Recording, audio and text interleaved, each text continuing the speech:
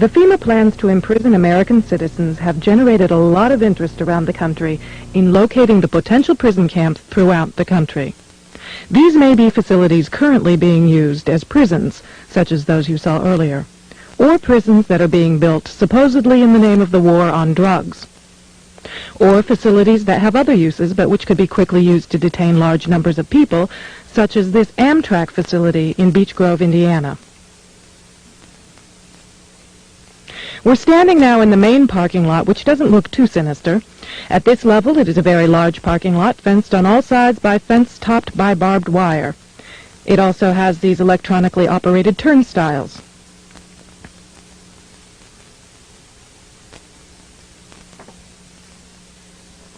There is also a surveillance camera, just like we saw at the Fema facility, pointing out to the parking lot, and a helicopter windsock. All of these apparent security measures are particularly unusual here, because this is a very low crime area, and this facility is nothing but an old train repair station with nothing in it worth stealing.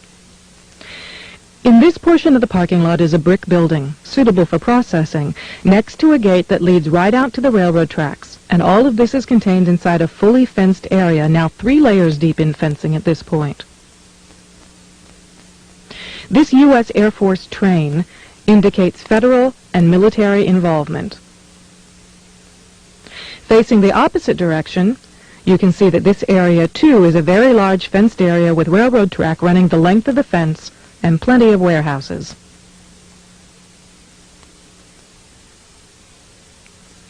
This facility was supposed to have closed in June of 1993, yet instead several $million in federal funds have been spent on supposed renovations over the past 2 years. Helicopter windsocks and markers are evident throughout the property. This small building is the only way into a particular fenced area.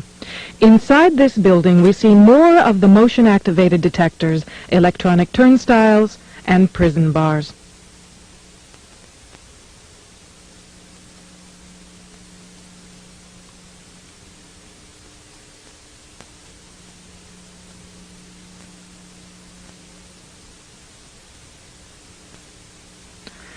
All of the renovations to this property have involved putting in new fencing, electronic turnstiles, concrete flooring in unused warehouse buildings, and putting in large gas furnaces on buildings that were never heated any time in the past 20 years.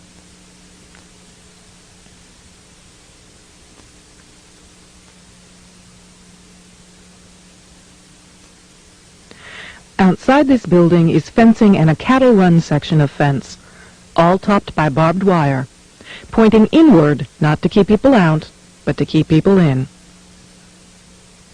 This was common throughout the facility, particularly the new fencing that had been erected.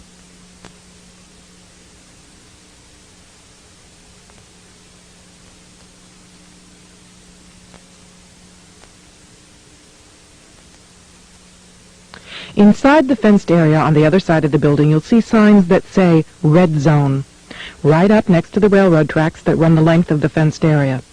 Next to the Red Zone sign, you can see closely numbered markers on the fences that are too closely spaced to be parking markers, just as if they plan to have people line up to board the trains.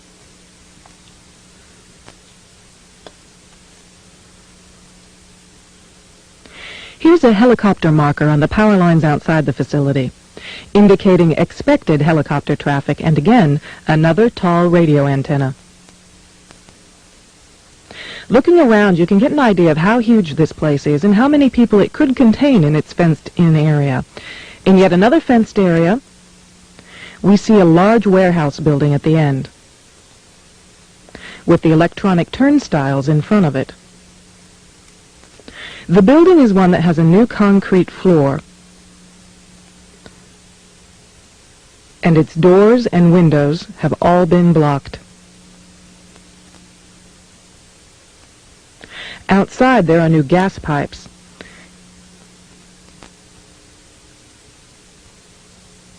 Even as we were filming, a black helicopter flew over us, observing what we were doing, which has happened many times when we have been at the facility.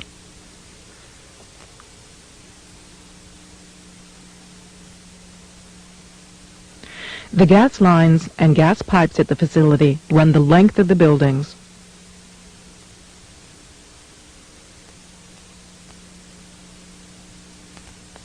And come out at some very, very large, brand new furnaces that have been installed at the buildings throughout the facility.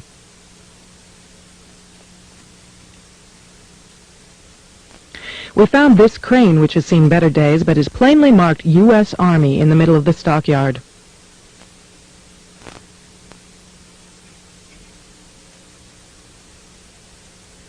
We found other fully working military trucks and equipment here at other times. Inside the facility, we found large fenced-in areas next to the railroad tracks marked Green Zone and Blue Zone, suitable for holding a lot of people. Many of the old warehouse buildings have had new concrete floors put into them. Unused sections of railroad track have been dug up and replaced, and from the supplies in the stockyards, it is obvious they will be doing even more construction and fencing.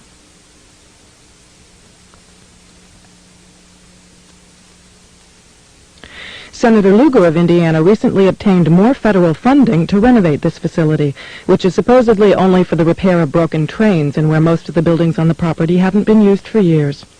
It certainly appears they are expecting more than just broken trains.